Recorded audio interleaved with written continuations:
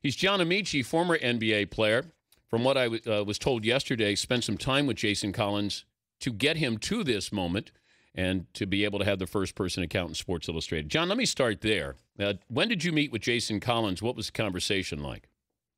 I spoke with him on the phone. I actually met with his family, his brother, a few weeks ago when I was in L.A., and then I spoke with Jason on the phone. But I want to be very clear. This is not a case of some Yoda-like wisdom being passed to him. He is a smart, sharp, thoughtful young man, and he came to this all on his own. The whole strategy for this launch, his own words, were more eloquent than anything I could have added. What reservations did he have? I think all the same ones that I've discussed in the past, which is that it is quite a big thing to it's kind of expose your identity to people, because it leaves you open to criticism, obviously, as well as the warm support that I think he felt most around me. But also, it does make people are often very polarized, and it's very difficult for them to see anybody as a rounded human being, especially if you were a basketball player, where you're just seen as a professional athlete. But you make this announcement, and it's so contrary to the stereotypes that exist, to the gender norms that exist, perhaps, that it's all people can think about you for a while. And so now he's got to deal with that. And I know that he was concerned about it, but the positives of being out, as he would say, outweigh greatly the negative.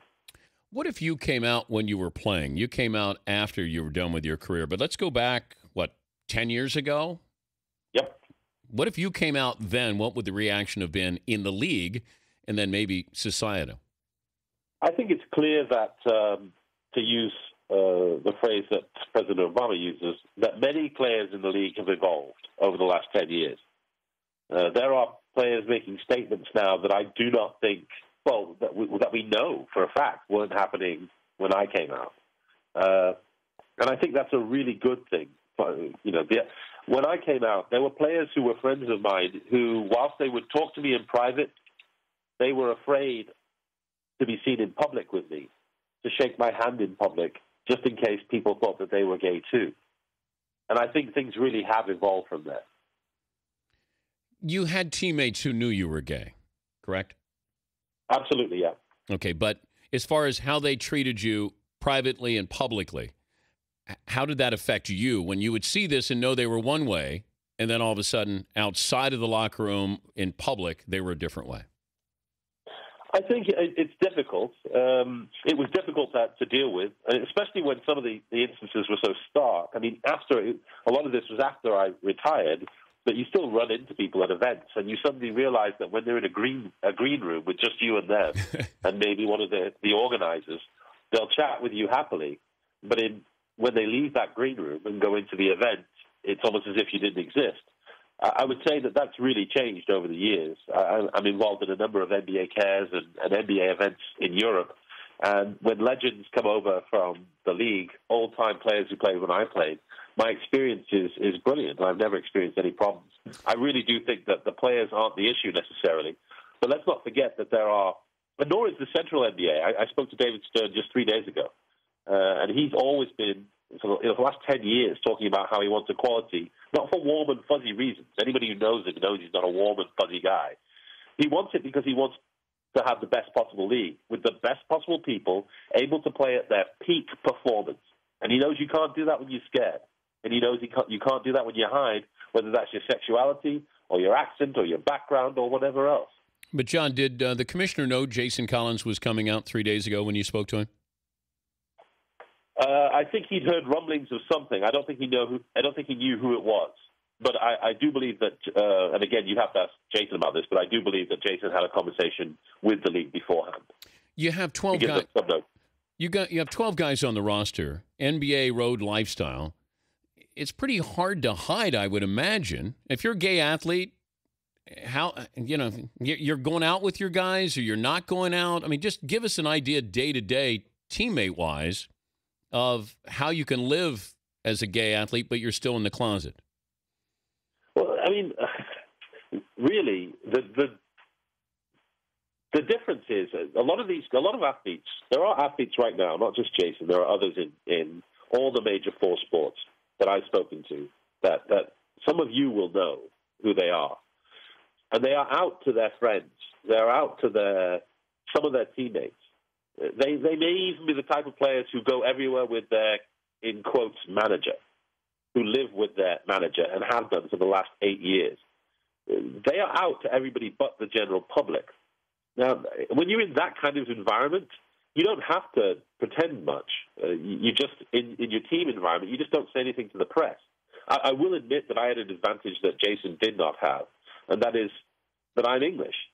And the American media and most American people don't seem to be able to tell the difference between a British person and a gay person anyway. So I was just confusing on many different levels to people. And I know you're calling us from Manchester, England. If somebody, just the soccer world, the biggest sport in the world, how is the tolerance for a gay player or, those who are still waiting to come out? I think if we're talking about the fans, I think it's very much like America right now, where the sentiment, the public sentiment, is all leaning towards a greater equality, wanting not just LGBT people, not just gay and lesbian people, but all people to be treated more equally and more fairly. I think that's true in Britain too. Unfortunately, the NBA is light years ahead of where the Football League, the Premier League, or the Football Association are in Britain. In Britain, some of these people are crusty dinosaurs who will not go extinct. I just don't know. They won't go extinct and they won't evolve. So it leaves us in a tough position of just having a not fit for purpose group of people in administration of sport who struggle with the idea of women in the boardroom, struggle with the idea of black people in coaching positions. I don't know if you're aware, but in Britain, I think there's one head coach who's black in the entire of the Premiership. And they definitely struggle with the idea of gay people playing. What's the biggest misconception when you talk to teammates or former teammates about a gay player? What's the one overriding question you always get? Amongst teammates, the biggest question, I think, is, were you acting in everyday behaviors? So, and then you just have to reassure them, you know what? Yes, we like to play Xbox. Yes, we like to dunk and throw elbows. Yes, all of those things that were us were still us. You were just missing a piece. I think the biggest misconception outside of the locker room, outside of your teammates, and usually with people who've never played sports at any decent level, is this idea that somehow the locker room is some kind of sex palace playground for gay people, rather than what it really is, which is a workplace that we want to exit as quickly as possible so that we don't have to talk to you guys. Let me ask you the poll question before I let you go. Jason Collins, more likely, less likely to make a roster because he came out?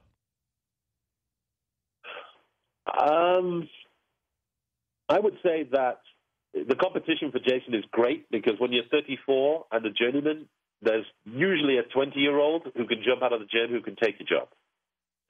However, if a team is looking for a stable guy who's an excellent locker room presence, who is going to be a settling influence on a team that doesn't need another gun, then all that Jason has done with this revelation is enhanced that reputation. He's been doing this in his entire career. So you want him, he just has to be himself, even though he's come out of the closet, and he has still a great chance to get another roster spot. Yeah, let me tell you, there's going to be 5 minutes worth of flurry with a new team that he joins, and then after that, they're just going to realize that this is the guy who will annihilate the opposition point guard to get you a shot. This is the guy who will make sure that guy who's just fouled you hard is out of the game next play. That's all they'll be interested in. John, great to talk to you. Thank you. We appreciate it. All right. Cheers. John Amaechi, former NBA player. He came out in 2007 and best-selling author, New York Times best-selling author.